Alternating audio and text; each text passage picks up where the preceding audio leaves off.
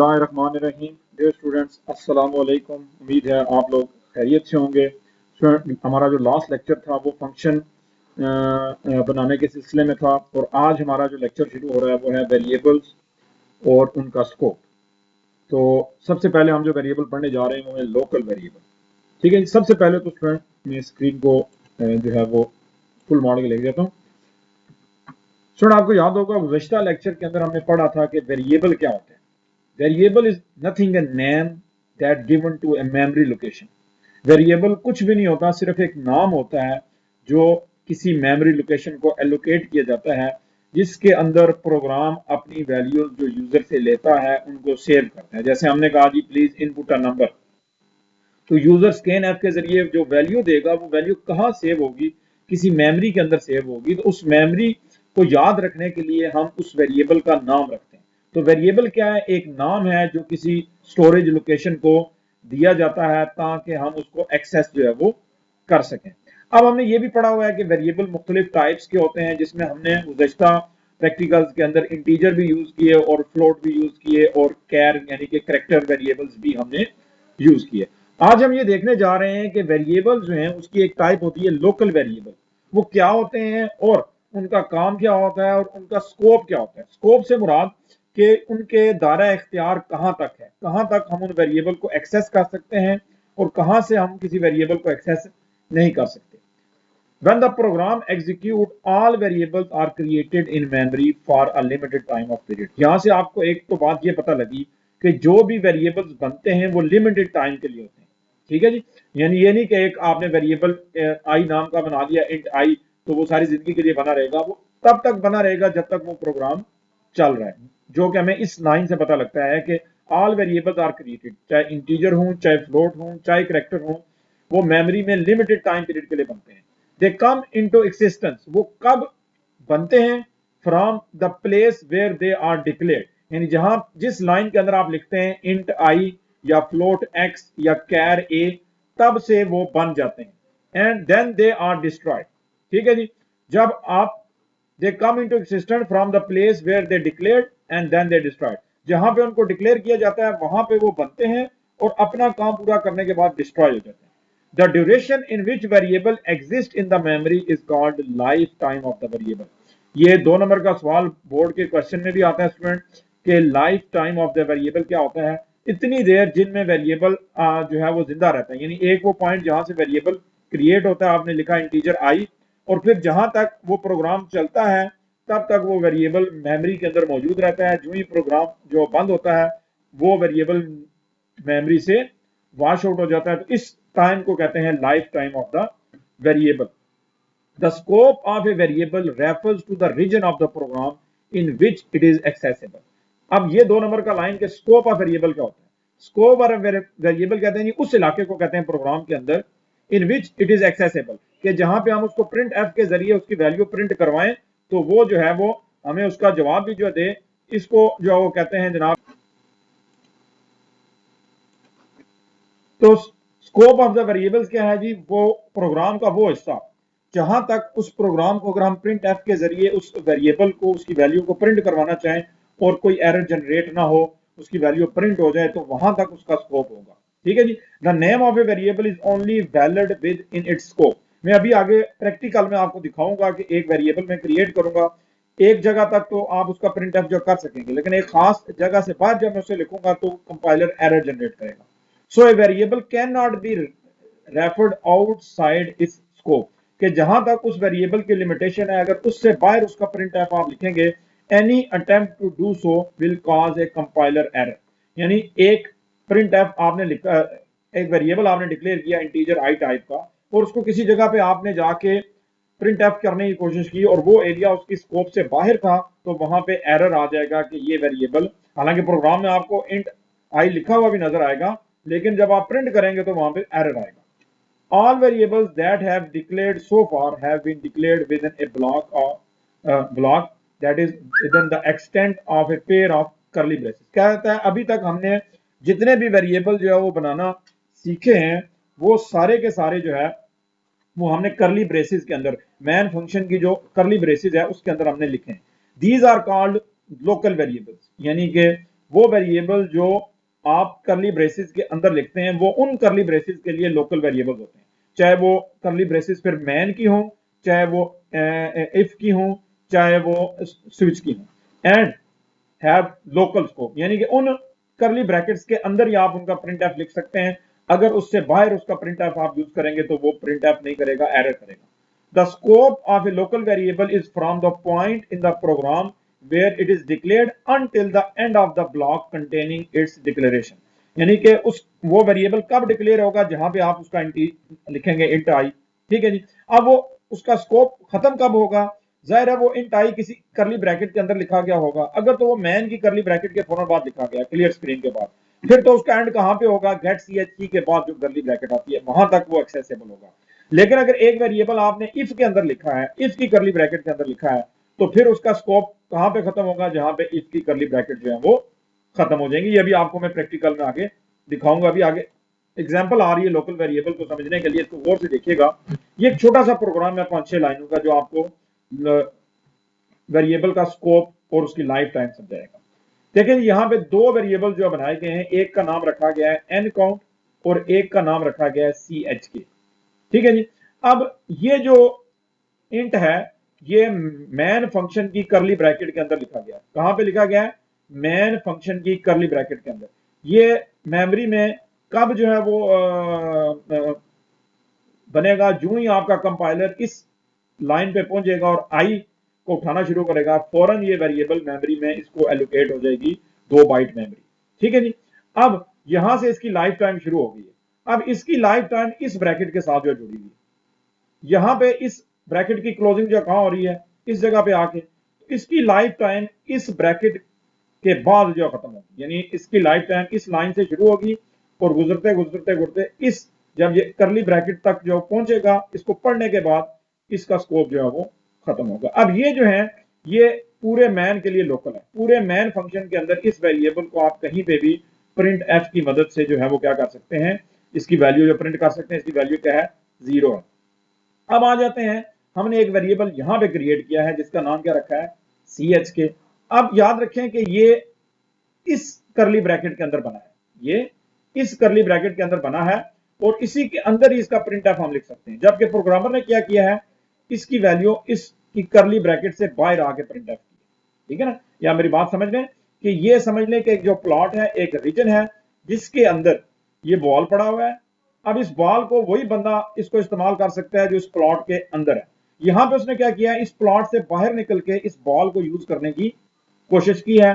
तो ये प्रोग्राम जब आप चलाएंगे तो एरर जनरेट होगा, ठीक है जी। और एरर क्या होगा, अनडिक्लेयर्ड आइडेंटिफायर सी एच के। अब आप कहते हैं सर प्रोग्राम में तो हमने डिक्लेयर किया हुआ है इंट सी एच और उसकी वैल्यू भी दी हुई है, तो फिर एरर क्या है।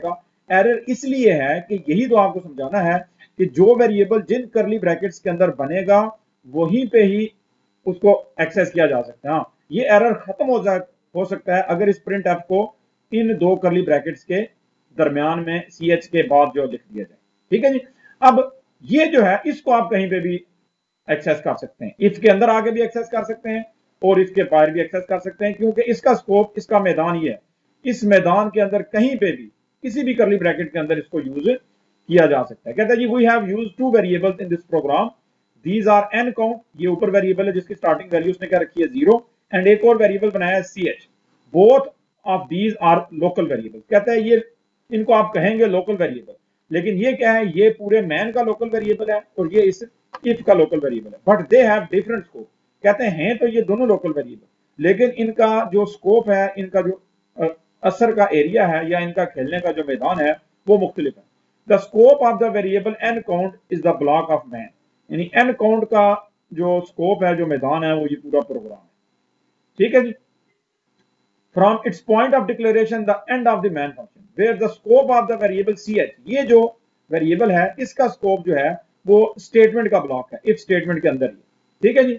Where from its point of declaration until the end of block if statement, यानी जो ही एफ स्टार्ट हुई है और यहां पे इसका स्कोप जो खत्म हो गया। These variables can only be referenced with their respective scope. Any reference made to them outside of their scope will be illegal. Thus the program causes the following error. कहते हैं ये प्रोग्राम जब चलेगा तो ये वाला एरर जनरेट करेगा। This is because in the last printf statement of the program, the variable chk is reference outside of इस ब्लॉक, यानी कि ch वेरिएबल को अपने ब्लॉक अपने मैदान से बाहर लाने की कोशिश की गई है जो वो नहीं आ सकता, the out of its scope which is illegal. The life time of the local variable is the duration in which the program control remains in the block. अब आपसे एक तो हो गया इनका वर्किंग का एरिया, अब इनकी लाइफ टाइम, इसकी लाइफ टाइम यहां से शुरू होगी और जब प्रोग्राम जो खत्म होगा तो तब खत्म होगी। इस वेरिएबल की लाइफ टाइम इफ की ब्रैकेट से शुरू होगी, ठीक है जी, और जो ही इफ जो बंद होगा वहां पे इसकी लाइफ टाइम जो है वो खत्म हो जाएगी। सो स्टूडेंट अब ये मैं आपको सी के अंदर ये प्रोग्राम जो करके दिखाऊंगा, बहुत इंपॉर्टेंट जो है वो ये सवाल है, उसको गौर से समझिएगा। मैं आपके सामने एक प्रोग्राम बनाने जा रहा हूं लोकल वेरिएबल्स को समझाने के लिए। तो अभी ये हमारा सी लैंग्वेज जो है वो बूट हो रही है। उम्मीद है स्टूडेंट के जो मैं प्रोग्राम आपको करवाता हूँ वो अगर किसी के पास जो कंप्यूटर है तो वो घर में उसको प्रैक्टिस भी कर रहा होगा, और अगर आप नहीं करेंगे तो इसमें आपका नुकसान होगा, क्योंकि सिर्फ ज़बानी देखने से तो आपको पता लग जाएगा कि मैंने प्रोग्राम समझ लिया, लेकिन प्रैक्टिकली आपको समझ नहीं आ रहा। अब देखें जी, हम यहाँ पे एक वेरिएबल बना रहे हैं आई नाम का, और उसको वैल्यू में दे रहा हूँ 10। क्या वैल्यू दे रहा हूँ जी? 10। ठीक है जी। ये जो ही ये लाइन चलेगी ये वेरिएबल मेमोरी में क्रिएट हो जाएगा। 2 बाइट मेमोरी लेता है इंटीजर, तो उसके अंदर 2 बाइट के अंदर क्या वैल्यू सेव होगी? है 10। यहाँ पे इसका स्कोप पूरे मैन के अंदर होगा। ठीक है जी। अब देखें मैं यहाँ पे एक लिखता हूँ जी, इफ कंडीशन लगाता हूँ और उसमें लिखता हूँ कि if i is equal to 10, अगर आई 10 के इक्वल है, जो कि है, तो इसकी ब्रैकेट के अंदर आ जाओ और यहाँ पे एक नया वेरिएबल के लिए मैं क्रिएट कर रहा हूँ जे, और उसकी वैल्यू मैंने रखी है 5। ठीक है जी। एक ही लाइन में मैंने डिक्लेरेशन भी कर लिया और इनिशियलाइजेशन भी कर लिया। बुक वाले ने ये काम 2 स्टेप में किया। अब जरा इनकी स्कोप को समझिएगा। मैं इसको थोड़ा सा आइडेंट कर लूं कोड को।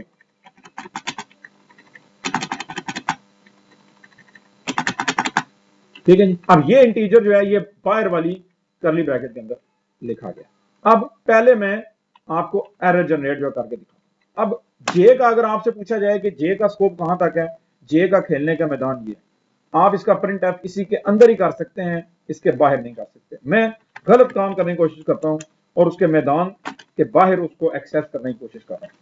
परसेंटेज डी और वैल्यू में किसकी प्रिंट करा रहा हूं? जे की। अब जाहिर तो ऐसा लग रहा है कि इसको कोई एरर नहीं होना चाहिए, इंटीजर जे डिक्लेयर भी हुआ है और उसकी वैल्यू भी दी गई है, लेकिन ये एरर आएगा। क्यों? क्योंकि हम जे को उसके मैदान के बाहर, उसके स्कोप के बाहर एक्सेस करने की कोशिश कर रहे हैं। ठीक है जी। उसके स्कोप कहां तक होता है? जिस भी ब्लॉक के अंदर, अब इसका ब्लॉक ये वाली करली ब्रैकेट, जिन करली ब्रैकेट्स के अंदर आपने उनको डिक्लेयर किया हुआ है वही उसका ब्लॉक ऑफ स्कोप है। अब देखिएगा मैं इसको कंट्रोल प्लस F9 कर रहा हूं तो ये एरर जनरेट करेगा। ठीक है, ये देखें क्या कह रहा है? अनडिफाइंड सिंबल जे। कहता है जो आप जे यहां यूज कर रहे हैं इस लाइन के अंदर ये क्या है?